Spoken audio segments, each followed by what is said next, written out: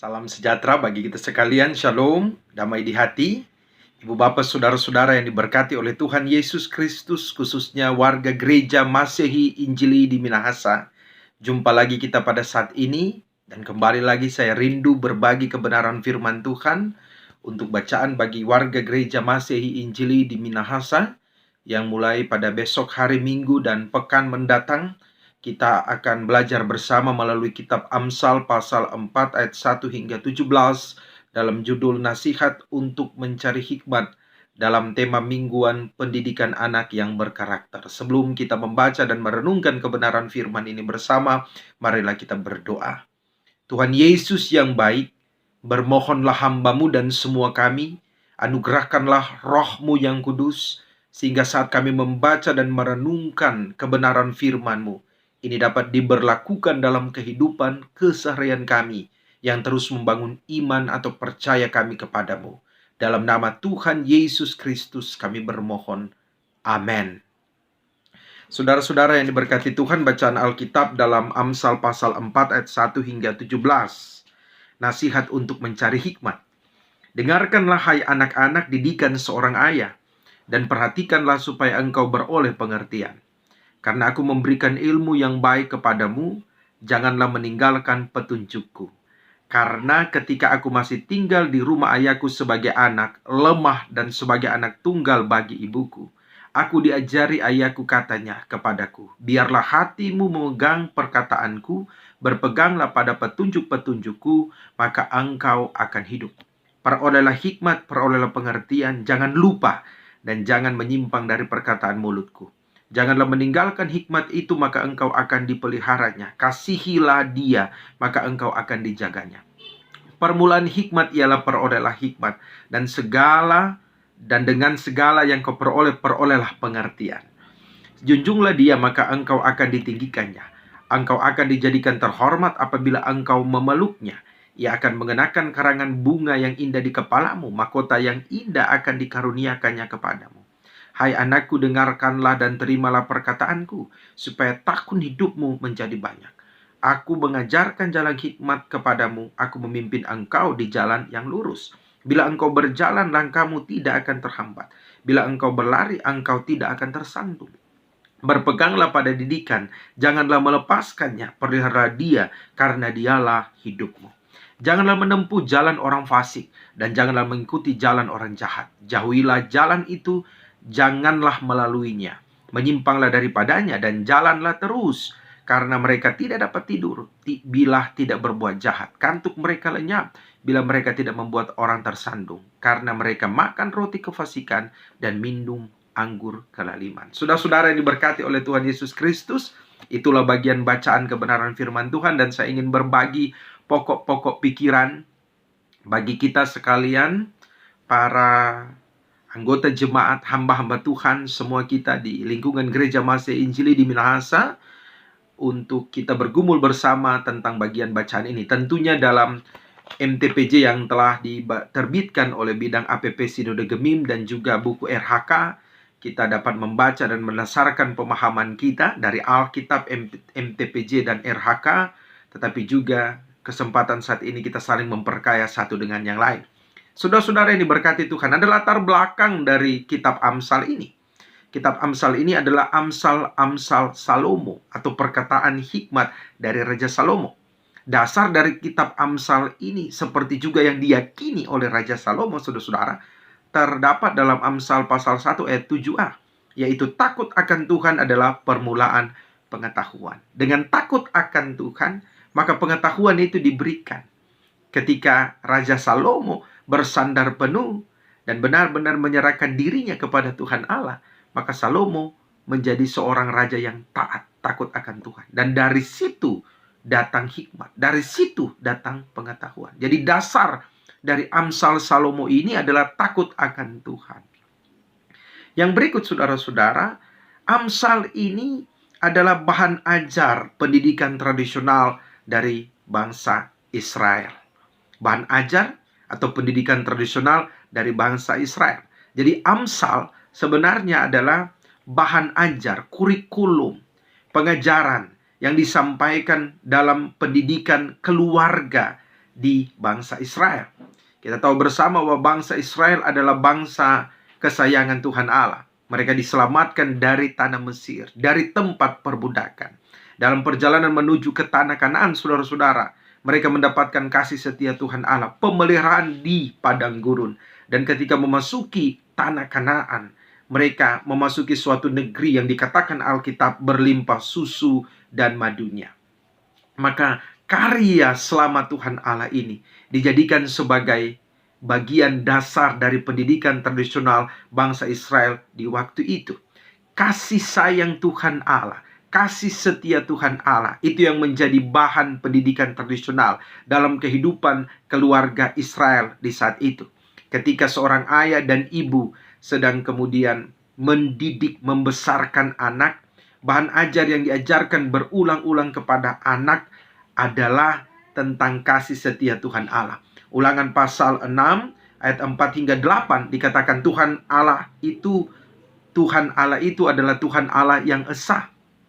Tuhan Allah itu adalah Tuhan kita, dan Tuhan Allah itu adalah Tuhan yang esa. Ini diajarkan berulang-ulang sebagai bahan ajar, sebagai pendidikan tradisional bagi bangsa Israel pada saat itu. Ini metode ajar yang berkembang di waktu itu. Maka inilah yang menjadi dasar dari Amsal pasal 4. Bagaimana kemudian dilukiskan pengamsal Raja Salomo tentang bagaimana pendidikan yang terwaris dalam situasi hidup berkeluarga. Ayat 1-4 adalah model pendidikan dalam hidup keluarga. Bagaimana kemudian ketika seorang anak dilukiskan tinggal bersama dengan ayah dan ibunya, anak yang tinggal dalam kondisi yang lemah, sebagai anak tunggal ibuku dan tinggal di rumah ayahku, saudara-saudara. Ini model pendidikan keluarga. Jadi tanggung jawab dari orang tua, ayah dan ibu memberikan asupan secara fisik. Dalam lemahnya fisik, dalam kekuatan pertumbuhan rohaninya dan fisiknya itu sama-sama diberikan. Ayahnya memberikan ilmu, yaitu hikmah, yaitu pengertian, dan ibu kemudian memberikan asupan gizi. Dan ini yang terjadi dalam kehidupan bangsa Israel. Sehingga asupan gizi dan asupan mental ini yang membuat anak ini kemudian bertumbuh di dalam Tuhan. Selanjutnya saudara-saudara, ayat 5 hingga 13. Hikmat, yaitu pengertian, menjadi modal utama dalam menjalani hidup. Ayat 5-13 kalau kita membaca saudara-saudara, maka hikmat itu jangan dilupakan. Karena ketika kemudian kita hidup dengan hikmat atau pengertian tentang kasih setia Tuhan Allah, maka kita akan dipeliharanya, kita akan dijaganya, kita akan memperoleh segala macam pengertian. Orang yang kemudian memelihara hikmat akan ditinggikan, akan menjadi terhormat, akan terpandang, dan tahun-tahun hidupmu menjadi banyak. Dalam hikmat, orang yang memelihara hikmat, ada jalan hidupnya akan lurus, memperoleh kehormatan, tidak terhambat, tidak tersandung. Dan dikatakan ayat 13, saudara-saudara, peliharalah dia, yaitu hikmat atau pengertian, karena dialah hidupmu. Jadi orang yang berhikmat, artinya orang yang memelihara hidupnya. Orang yang memelihara hidupnya artinya orang yang berhikmat. Jadi orang semakin dekat dengan Tuhan, seharusnya dia memiliki hikmat. Dan dengan demikian dia memiliki hidup. Sehingga kalau orang memiliki hidup, dia memiliki hikmat, dia memiliki kasih setia Tuhan Allah. Itu saudara-saudara pengertiannya. Jadi kalau kita melihat ada orang yang benar-benar menikmati hidup, berarti dia memiliki hikmat, dia memiliki pengertian. Dan apa pengertian itu? Adalah tentang kasih setia Tuhan Allah. Selanjutnya saudara-saudara, ketika orang memiliki hikmat atau pengertian, maka dia akan menjauhi jalan orang fasik. Apa orang fasik itu, saudara-saudara? Orang fasik itu adalah orang yang tahu tentang kebenaran firman Tuhan, tahu tentang Taurat, tetapi tidak percaya akan kebenaran firman Tuhan itu. Ada banyak orang tahu, tetapi ada banyak juga orang tidak percaya. Orang fasik seperti ini, mereka tahu tentang kasih setia Allah, tetapi mereka tidak percaya kepada kasih setia Tuhan Allah. Sehingga dilukiskan dalam ayat 14 hingga 17, kalau orang berhikmat, orang berpengertian, yang telah hidup dalam kasih setia Allah, dia akan menjauhi, dia akan menyimpang dari jalan orang fasik. Karena jalan orang fasik, saudara-saudara, selalu berpikir tentang bagaimana melakukan perbuatan-perbuatan yang jahat. Singkatnya, jalan orang fasik itu orang-orang yang hanya tahu tentang kebenaran firman Tuhan dan tidak percaya akan kebenaran firman Tuhan itu. Yang hanya kemudian melihat kebenaran firman Tuhan sambil lalu saja. Hidupnya selalu merancangkan dan melakukan perbuatan-perbuatan yang jahat. Ayat 14 dan 17 katakan, saudara-saudara, orang fasik ini tidak akan tenang dalam tidurnya kalau mereka tidak melakukan sesuatu yang jahat. Artinya segala pikiran dalam pikiran mereka adalah jahat dan perbuatan-perbuatan mereka jahat. Dan kita kemudian disampaikan sebagai orang yang berhikmat, yang punya pengertian, jauhi jalan orang fasik. Jalan orang fasik itu tidak menghidupkan. Jalan orang fasik itu mematikan. Dan kalau kita kemudian memilih untuk berjalan di jalan orang fasik, maka kita tidak akan mendapatkan kehidupan, tetapi kita akan mendapatkan kematian. Orang yang memiliki hikmat, pengertian tentang kasih setia Tuhan Allah akan memilih jalan kehidupan dan bukan jalan orang fasik atau jalan yang menuju kepada kematian. Simpulannya, saudara-saudara, dalam bacaan kita Amsal pasal 4 ayatnya yang pertama hingga 17 ini, yaitu yang pertama, pendidikan anak yang berkarakter sesuai dengan tema mingguan. Dimulai dari mana? Dimulai dari pendidikan keluarga. Oleh siapa? Oleh ayah, oleh papa, oleh ibu, oleh mama. Memberikan asupan gizi agar anak ini sehat secara fisik, tumbuh kuat, dan tumbuh benar-benar menjadi anak yang sehat, saudara-saudara. Itu adalah kerinduan kita. Tetapi itu bukan terutama dari pola hidup yang kemudian menjadi goal utama kita. Goal utama dari pola hidup ayah dan ibu, tanggung jawab kita adalah memberikan asupan rohani. Jadi asupan gizi itu baik, tetapi asupan rohani itu yang lebih penting. Apa asupan rohani itu? Kebenaran firman Tuhan katakan, berikan petunjuk-petunjuk sebagai ayah dan ibu kepada anak-anak kita, kepada keturunan kita tentang hikmat, yaitu pengertian. Tentang apa? Tentang kasih setia Tuhan Allah. Memberikan pengetahuan atau hikmat tentang kasih setia Tuhan Allah adalah asupan rohani yang sungguh luar biasa. Sehingga kalau anak bertumbuh dengan asupan gizi, jangan kita lupa, saudara-saudara, ada asupan yang lebih utama. Ada asupan mendasar yang perlu kita berikan kepada anak kita, yaitu asupan rohani.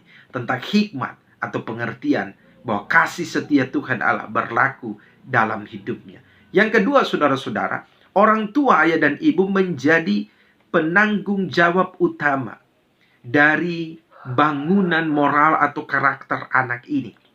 Selanjutnya, lingkungan tempat ia bergaul, di mana ada gereja dan kemudian masyarakat. Artinya, di rumah anak belajar mengenal kasih Tuhan Allah. Di gereja anak belajar bertumbuh dalam kasih Tuhan Allah. Dan di sekolah atau tempat pergaulannya, anak belajar untuk mempraktekkan kasih Tuhan Allah. Jadi bukan di gereja dan di sekolah anak kemudian mengenal kasih Tuhan Allah. Kasih Tuhan Allah itu harus diajarkan dari rumah, dalam hidup keluarga. Tanggung jawab papa dan mama memberikan pemahaman tentang kasih Tuhan Allah, memberikan pengenalan. Jangan hanya nantinya di gereja mereka mengenal tentang Tuhan, di sekolah mereka mengenal tentang Tuhan. Bapak, Ibu, saudara-saudara, sudah terlambat. Tanggung jawab kita orang tua memperkenalkan anak itu tentang kasih setia Tuhan Allah, bukan terutama di gereja dan di sekolah atau tempat pergaulan, tetapi lebih dulu di rumah. Ajar anak untuk berdoa, ajar anak untuk baca firman, ajar anak untuk taat beribadah, dan dia praktekkan itu ketika dia pergi ke gereja, di sekolah minggu, dan dia praktekkan itu ketika di sekolah. Jangan diputar, saudara-saudara, atau kemudian kita memberikan tanggung jawab moral atau pendidikan karakter anak kita kepada gereja dan kepada sekolah. Tetapi harus dimulai lebih dulu pendidikan karakter atau moral itu dari rumah. Yang berikut, saudara-saudara, keteladanan ayah dan ibu harus lurus untuk mengajar atau mendidik anak. Ayah yang taat dan ibu yang taat dalam keteladanan atau contoh hidup pasti akan diikuti oleh anak. Jadi kalau kita ingin anak kita taat beribadah, maka ayah dan ibu, papa dan mama harus lebih dulu mencontohkan teladan hidup yang taat beribadah. Sebab tidak mungkin anak akan taat beribadah kalau ayah dan ibu, papa dan mama juga tidak taat beribadah. Namun kalau kita taat beribadah, setia beribadah, tekun berbuat baik, maka pasti anak kita akan mengikuti ketaatan, kesetiaan, dan ketekunan kita. Yang terakhir, saudara-saudara, warisan paling berharga yang harus diturunkan atau diwariskan oleh orang tua, ayah dan anak, ialah hikmat atau pengertian tentang kasih setia Tuhan Allah. Bukan harta, saudara-saudara. Saya tidak mengatakan bahwa harta itu tidak penting, tetapi ada yang lebih penting dari harta kekayaan, yaitu hikmat atau pengertian. Sebab dengan hikmat atau pengertian itu menjadi modal hidup utama. Dan kebenaran firman Tuhan katakan, hikmat itu adalah hidupmu. Peliharalah dia, maka itu akan menjadi hidupmu. Maka pengertian yang sungguh luar biasa kepada anak ini diberikan oleh orang tua, ayah dan ibu, adalah hikmat atau pengertian tentang kasih setia Tuhan Allah. Karena ketika dia hidup dalam kasih setia Tuhan Allah, maka dia telah memiliki kehidupan yang sesungguhnya. Bukan harta atau warisan yang terutama. Itu penting juga harta dan warisan. Tapi kalau kita menggantungkan kehidupan kita, anak kita selanjutnya kepada harta dan warisan itu bisa habis. Harta dan warisan itu tidak kekal. Harta dan warisan itu bisa lenyap, saudara-saudara, kapan saja. Namun kalau kita memberikan warisan hikmat, yaitu pengertian tentang kasih setia Tuhan Allah, itu kekal. Itu yang akan menuntun, menyertai, dan memberkati kehidupan anak kita turun-temurun, kini dan bagi kemuliaan Kristus Yesus Tuhan. Firman-Nya menyertai dan memberkati kita untuk jadi berkat dimanapun kita pergi dan berada. Amin.